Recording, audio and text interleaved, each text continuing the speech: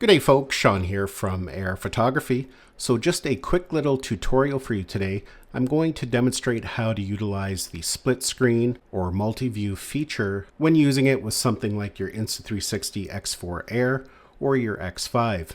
And in theory, this will work with older models as well. The nice thing about capturing in a spherical format with the 360 camera is that later on, we can choose the view, the angle, and export it as a flat video. But the other nice thing is because there are two cameras and we're capturing in multiple directions, we can utilize the split screen feature and get some really unique videos. So I'm going to be demonstrating how to utilize this feature on an iPad, but this works the same way whether you're doing it on something like a tablet or a smartphone. So the first thing we're going to do is launch our Insta360 app. And then you're just going to navigate, you're going to go to your album, and that's where all your content is stored. Now you can also do this directly off the camera. You don't have to download the footage first.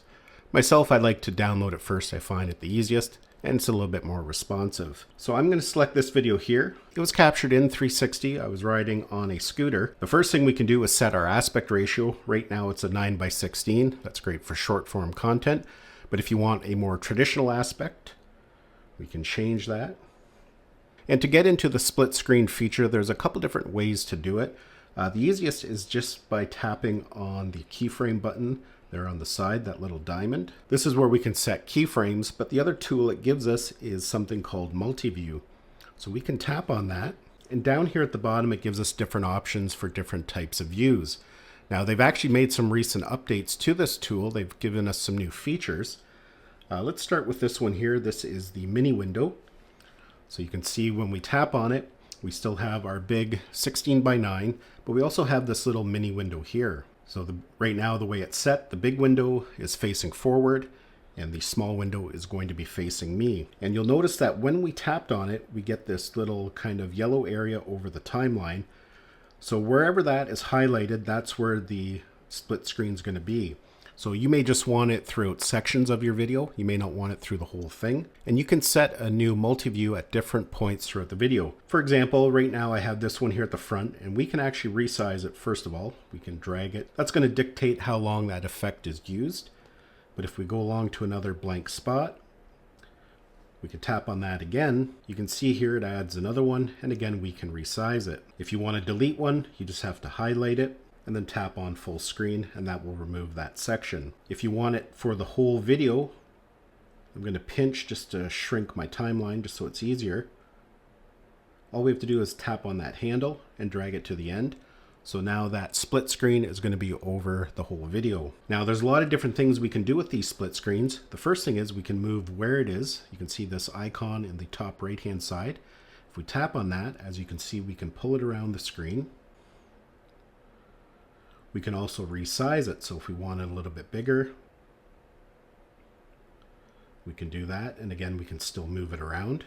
And the other thing is we can change the perspective of the shot. We might want a wider shot on that front facing one, or we might want to zoom in a little bit more. And same with the little mini one. As you can see, I can manipulate it just by using my fingers. We can give us a nice wide shot.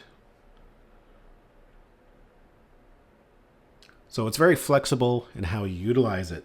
The other thing we can do is we can give it more of a radius of the corners. As you can see, we can drag that little bar there at the bottom.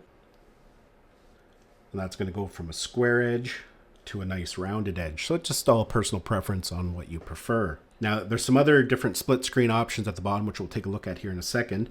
But once you're happy with it, all you have to do is hit the check mark, and then we can go and export it to our phone. So now if we go to our camera roll, you can see we can bring up the video. Let's just fast forward it a little bit. And there we go. You can see we've got the split screen with a rounded corner, and we've got a front facing view, and then a selfie view up there in the corner. Now you can get really creative with this. You can go in and set keyframes, and that way you can control the motion. You can add different movements, and there's other editing effects that we can add. You may actually want to have the main window as yourself, and perhaps that top window. You may want that one to be the front-facing view. So I'm going to delete this, and we'll take a look at some of the other ones here. They have one called dual screen.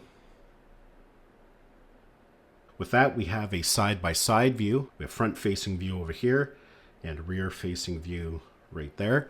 Now, if you're doing a vertical video, one would be on top of the other. It would be split in the middle. And another nice feature when using this method is that we can actually blend the middle there so it's not such a hard line. We have this blend button there on the bottom. And as you can see, it kind of blends the two views together so it's not such a harsh line. We have a three-way split. It's very similar, but now it's going to give us an option for three different views. So we can have front-facing view, we have us there, a selfie view, and we can do a little tiny planet or whatever kind of view we want there. Perhaps we want just even a close-up view.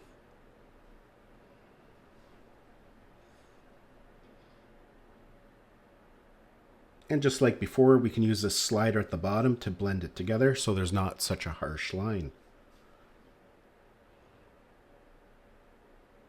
And again, if you were doing this in vertical, they would all be stacked on top of one another.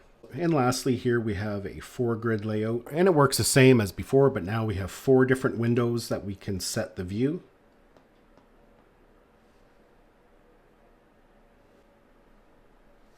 Just like that there.